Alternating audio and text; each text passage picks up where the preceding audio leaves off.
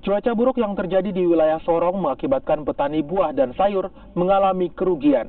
Akibatnya, pasokan buah harus diambil dari luar daerah.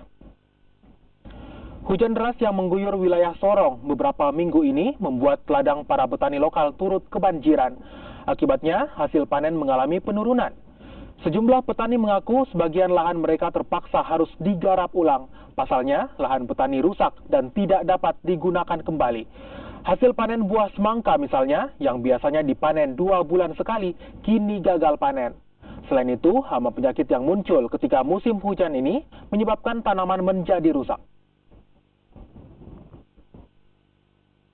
Kenapanya kan pasti mati, buah pun juga kan nggak normal lagi, rasanya pun juga ada lain. Pendapatannya menurun berapa persen nih Pak? Kira-kira pendapatannya menurun 95%. 95 Iya. Pak. Karena seharusnya bisa 100%, semangka udah nggak bisa tuh, dipanen tuh. Tapi kita udah keluarin modalnya juga sama.